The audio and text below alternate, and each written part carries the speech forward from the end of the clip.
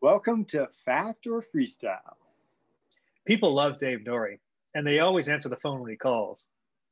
When we get him on Zoom, we ask him to confirm rumors. Let's see how far down the rabbit hole we go.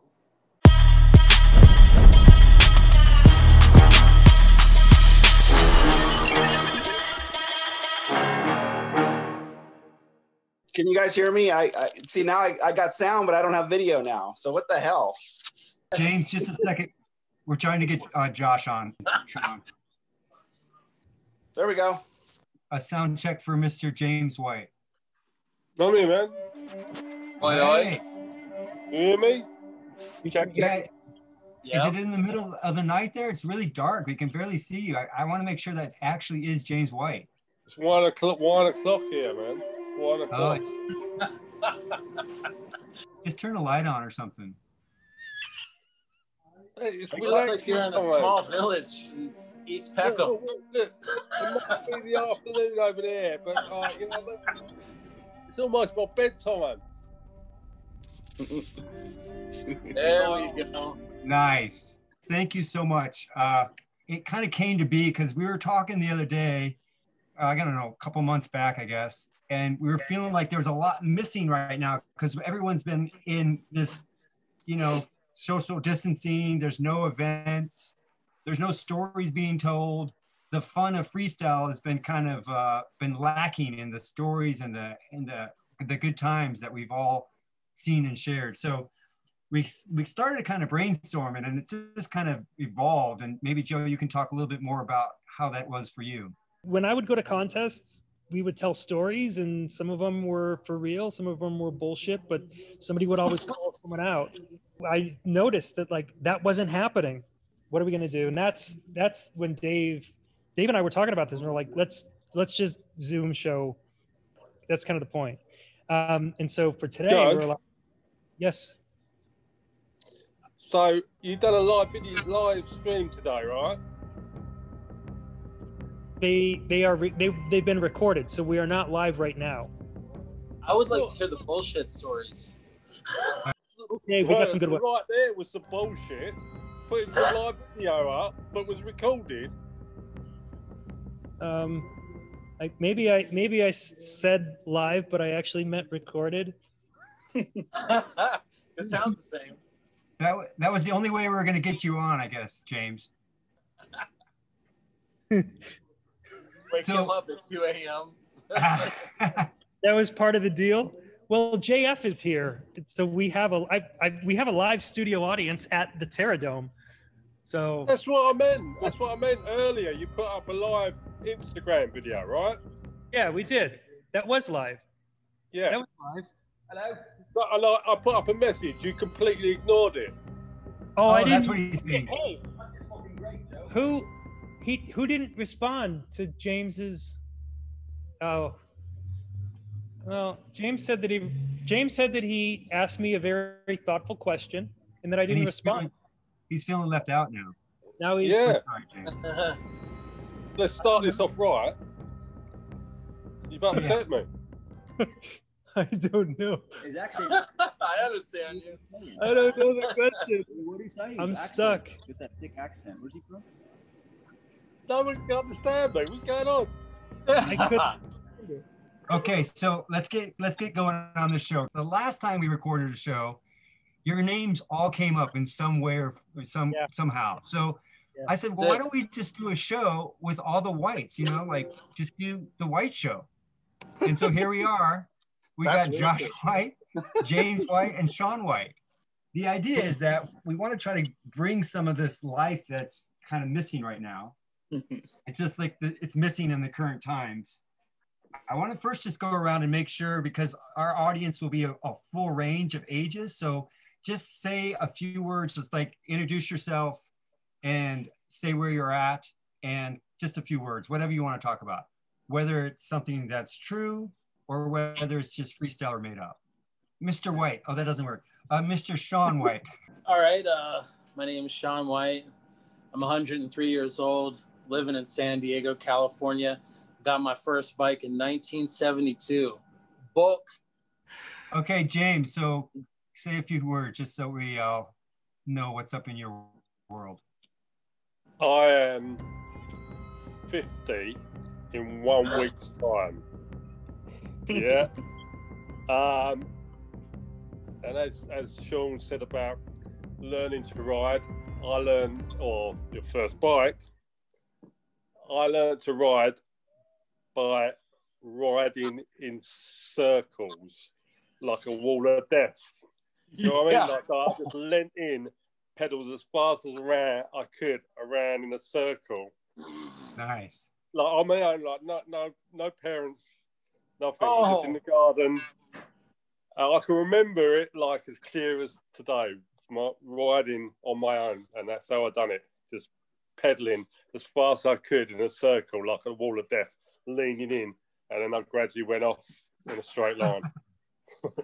That's great. Where are you joining us today from? South London, well, on the edge of South London. I'm actually a place called Sidcup, Kent. But that is literally, it's like, I don't know, 25 minutes from the centre of London. Nice. Wow. All right. But South London. Cool. And Josh? I'm Josh White. I'm 53 years old. I'm talking to you from Ashland, Oregon, Southern Oregon. A place you know well, Dave. A place you know well. I'm born in Fullerton, California, though. I've been riding since I was, 7, 8 years old, 75, 70. And at that time, there was only racing. So I started off as a racer, and I like jumping more than racing. So that obviously led to freestyle. So. And Joe?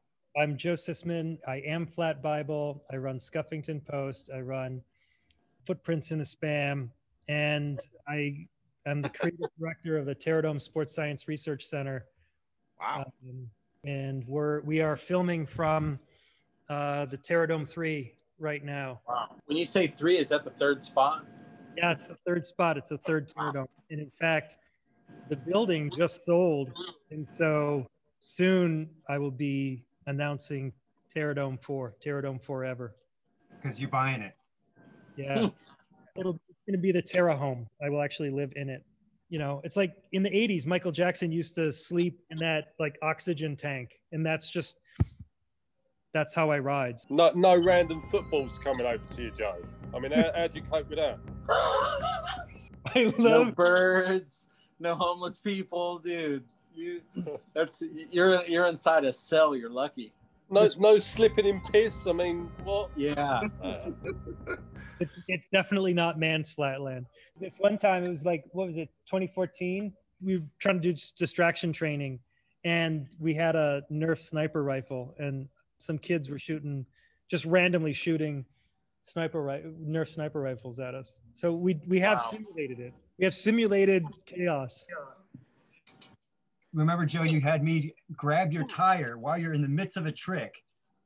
In his run, I'd go out there and grab his tire, try to distract him. So Joe's always up to those kind of antics. That's true. That was an NBD. There had never been during a pro contest a pro rider come out and fuck with another guy in his run. Okay, well, let me do my intro. So I'm Dave Nourie, and I'm from Ashland, Oregon, so right down the street from Josh. And I thought, I came across this quote today that I thought would be good to segue into this first segment of the show, which is, I just want to make whatever is exciting. And it was by Spike Jonze. What Joe and I was thinking about was to bring up like who we are as riders. Like for me, I was just this kid, and I went down to the beach, and I would just ride and just have fun. And I started learning some balance tricks and kind of some really easy tricks compared to the era of flatland nowadays. But it was really a lot of fun and entertaining, and always about showmanship. And I did that for a while, and I got, obviously, you know my history. I got on the team. I got to travel with Ron and Brian and got to see the world, and it was amazing. But in about like the mid 80s, like 87 probably, maybe even 88, I was starting to get discouraged because the riding was getting so far advanced, and I was not keeping up. I was doing some rolling tricks, but there's no way I could do like the hitchhikers and a lot of these tricks that were coming out. And I was doing this show actually with Haro, and Skyway came through, and sometimes they would double book. So there was a Skyway show and a horror show all at the same day. I actually think it was in Ohio, Joe. And Fact or freestyle? Kevin Jones pulled Dave Nourie aside and encouraged him to embrace his unique style and continue to nurture it, no matter what. So Kevin Jones was on the team, and I'll never forget this. I just had done the show. It was a rad show. We did amazing. After the show, Kevin came up to me and he's like, Dave, I just want to make sure you know, never lose that style, never lose that creativity and that fun element that you bring, because it's just amazing.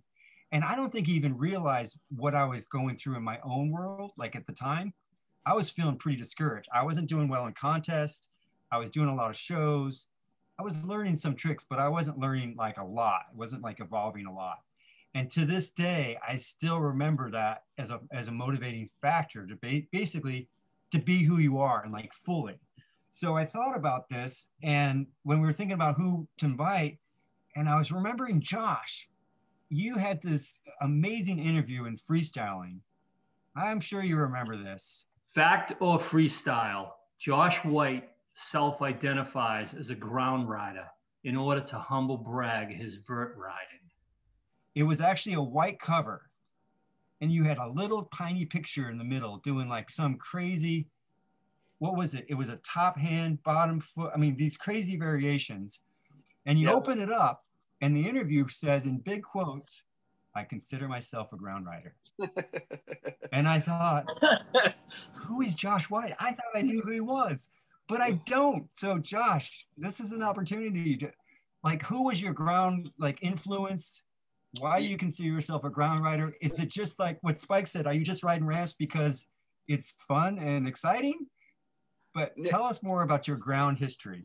Yeah, that was a joke because at the time, you know, I lived in Southern Oregon, you know, and I was pretty much riding by myself most of the time. Nobody else was doing what I was doing. And so I was kind of always self-motivated, and we never had very good ramps. The half pipe that I rode was always falling apart and had holes in it. And it was just, you know, I had never had good ramps to ride. So I spent more time riding flatland than I did ramp riding. And it was frustrating because I didn't, obviously I was, you know, at heart, I love ramps. And so when I went down to California and I got with GT and was riding the TOL ramp at you know, freestyling and BMX action, I was just joking with him. I said, yeah, I'm more of a ground rider right now. I hardly ever ride ramps because my ramps all suck. And so they all laughed and thought it was funny. And then Wendy, you know, she took that quote out of context really and put it, and she thought it was kind of, you know, it's just a cheeky thing to say, really, you know, because of all these amazing, you know, tricks I was doing. But, you know, I was just telling him, hey, I hardly ever practice on ramps. I said, I'm thankful just to get a chance to ride a good ramp for once, you know. So, and then it kind of took off from there, and, you know, it was kind of went viral, if anything could back then. But it was just kind of funny, you know. But I had fun doing flatland. But yeah, I was always a ramp rider at heart, for sure, for sure. Fact or freestyle? Josh White won a flatland contest with no rotor and no pegs. Didn't you win a flatland contest with no rotor and no pegs before? No. You didn't? No, I've never won a flatland contest in my life. I think one time at the Velodrome, I might have won an overall. So I you know, I placed in flatland, and then I think I won ramp, or I got high in ramp, and then I won the overall. And that was the closest but I've never won a pro flatland contest in my life. Yeah, I mean, I kind of pride myself in not touching or whatever, but like RL, you know, he didn't have necessarily the most hardest tricks, but he was very technical and he was always perfect. And I always admired that. You know, he took what he had and he made it the most professional and polished possible. So he was kind of one of my flatland role models. You know, Kevin Jones was not a role model of mine, and that guy was on another planet. So I'm not gonna. I was, you know, I had only aspirations to try and ride as professionally as possible, and that was about it. So